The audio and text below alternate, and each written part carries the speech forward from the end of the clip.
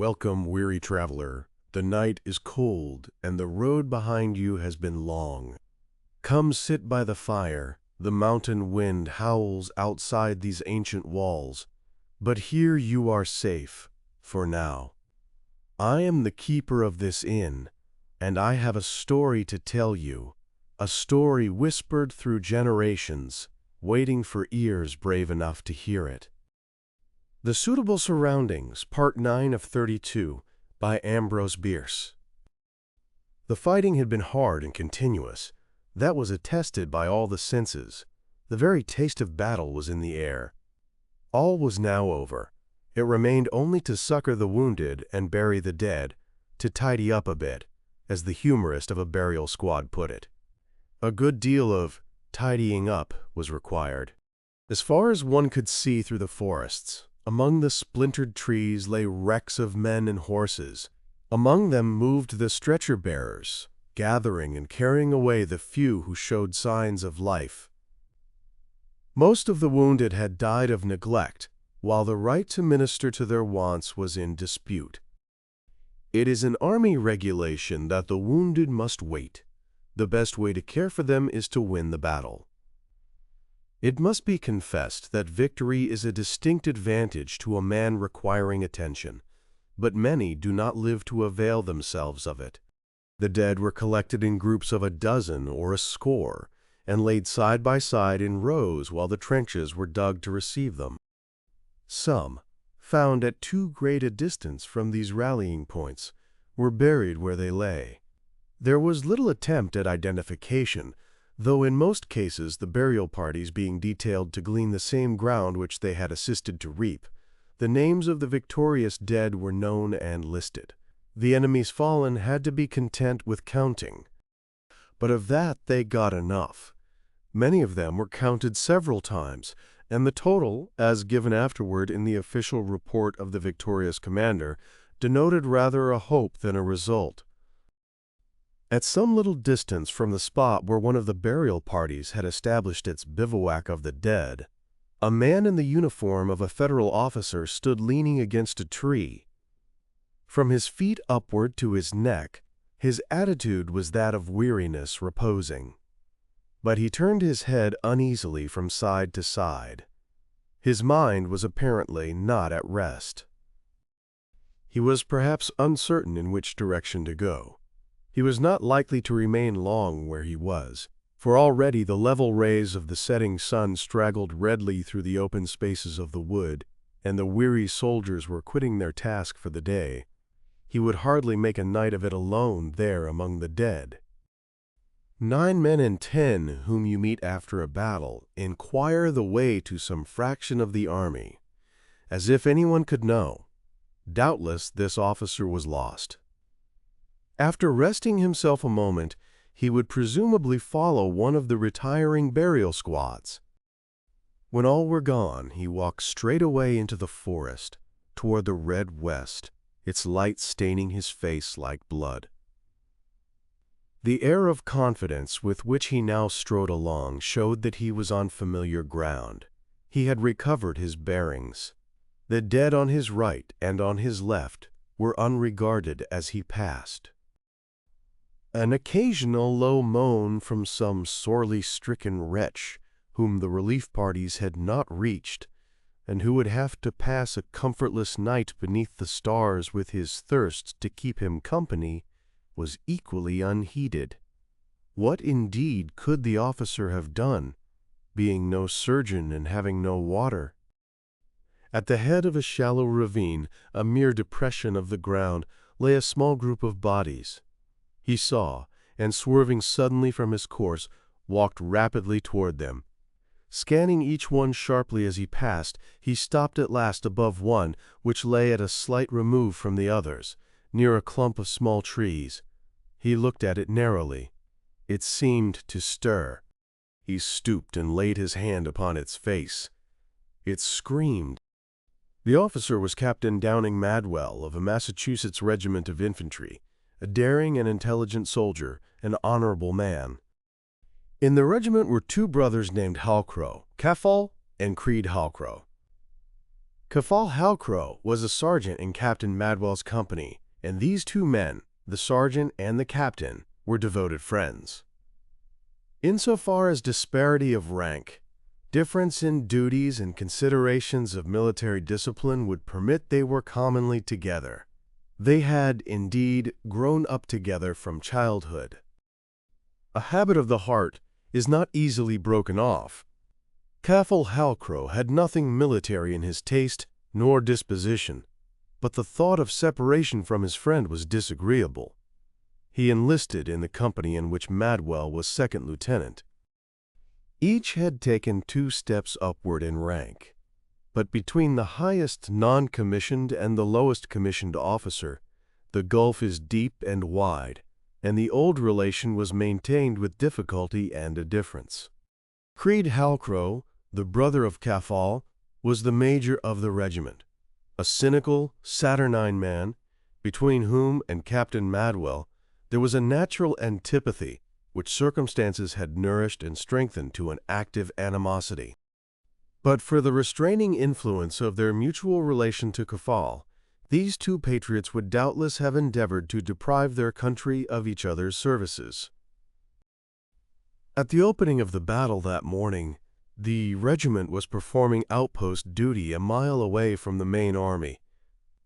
It was attacked and nearly surrounded in the forest, but stubbornly held its ground. During a lull in the fighting, Major Halcrow came to Captain Madwell. The two exchanged formal salutes, and the major said, "Captain, the colonel directs that you push your company to the head of this ravine and hold your place there until recalled. I need hardly apprise you of the dangerous character of the movement, but if you wish, you can, I suppose, turn over the command to your first lieutenant." I was not, however, directed to authorize the substitution. It is merely a suggestion of my own, unofficially made. To this deadly insult, Captain Madwell coolly replied, "Sir, I invite you to accompany the movement. A mounted officer would be a conspicuous mark, and I have long held the opinion that it would be better if you were dead." The art of repartee was cultivated in military circles as early as 1862. A half-hour later, Captain Madwell's company was driven from its position at the head of the ravine with a loss of 1/3 its number. Among the fallen was Sergeant Halcrow. The regiment was soon afterward forced back to the main line, and at the close of the battle was miles away. The captain was now standing at the side of his subordinate and friend. Sergeant Halcrow was mortally hurt. His clothing was deranged. It seemed to have been violently torn apart, exposing the abdomen. Some of the buttons of his jacket had been pulled off and lay on the ground beside him, and fragments of his other garments were strewn about. His leather belt was parted and had apparently been dragged from beneath him as he lay. There had been no great effusion of blood. The only visible wound was a wide, ragged opening in the abdomen. It was defiled with earth and dead leaves. Protruding from it was a loop of small intestine. In all his experience, Captain Madwell had not seen a wound like this. He could neither conjecture how it was made, nor explain the attendant circumstances: the strangely torn clothing, the parted belt, the besmirching of the white skin. He knelt and made a closer examination. When he rose to his feet, he turned his eyes in different directions, as if looking for an enemy.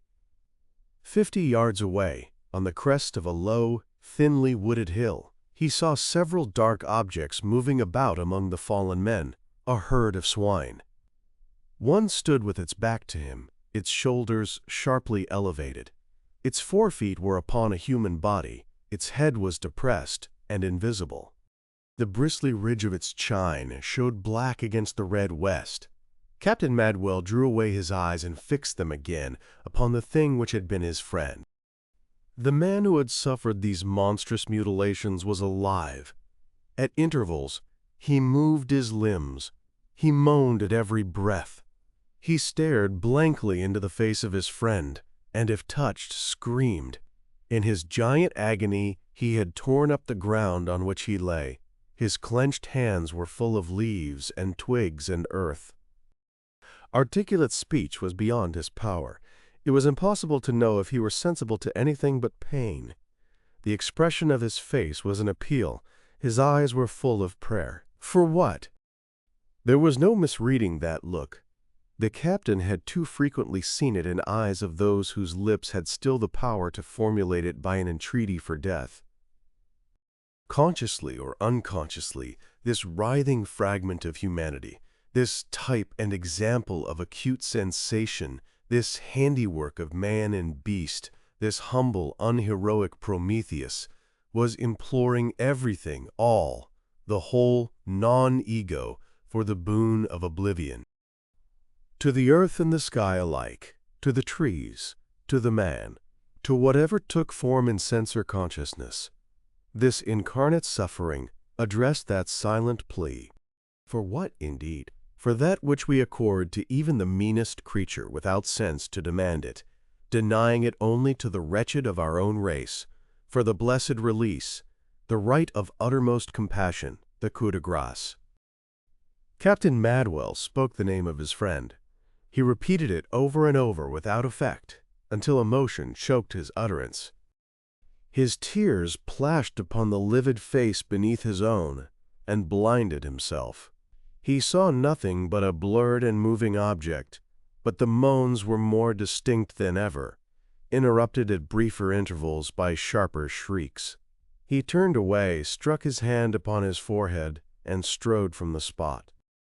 The swine, catching sight of him, threw up their crimson muzzles, regarding him suspiciously a second, and then with a gruff, concerted grunt, raced away out of sight. A horse, its forelegs splintered by a cannon shot, lifted its head sidewise from the ground, and neighed piteously. Madwell stepped forward, drew his revolver and shot the poor beast between the eyes, narrowly observing its death struggle, which, contrary to his expectation, was violent and long, but at last it lay still. The tense muscles of its lips, which had uncovered the teeth in a horrible grin, relaxed. The sharp, clean-cut profile took on a look of profound peace and rest. Along the distant, thinly wooded crest to westward, the fringe of sunset fire had now nearly burned itself out. The light upon the trunks of the trees had faded to a tender gray. Shadows were in their tops, like great dark birds a-perch. Night was coming, and there were miles of haunted forest between Captain Madwell and camp. Yet he stood there at the side of the dead animal, apparently lost to all sense of his surroundings. His eyes were bent upon the earth at his feet. His left hand hung loosely at his side. His right still held the pistol. Presently he lifted his face, turned it toward his dying friend, and walked rapidly back to his side. He knelt upon one knee, cocked the weapon, placed the muzzle against the man's forehead, and turning away his eyes pulled the trigger. There was no report. He had used his last cartridge for the horse. The sufferer moaned, and his lips moved convulsively. The froth that ran from them had a tinge of blood. Captain Madwell rose to his feet and drew his sword from the scabbard. He passed the fingers of his left hand along the edge from hilt to point. He held it out straight before him, as if to test his nerves. There was no visible tremor of the blade. The ray of bleak skylight that it reflected was steady and true. He stooped, and with his left hand tore away the dying man's shirt, rose and placed the point of the sword just over the heart. This time he did not withdraw his eyes. Grasping the hilt with both hands, he thrust downward with all his strength and weight. The blade sank into the man's body, threw his body into the earth. Captain Madwell came near falling forward upon his work. The dying man drew up his knees, and at the same time threw his right arm across his breast, and grasped the steel so tightly that the knuckles of the hand visibly whitened. By a violent but vain effort to withdraw the blade, the wound was enlarged. A rill of blood escaped, running sinuously down into the deranged clothing. At that moment 3 men stepped silently forward from behind the clump of young trees which had concealed their approach. 2 were hospital attendants and carried a stretcher. The third was Major Creed Howcroft,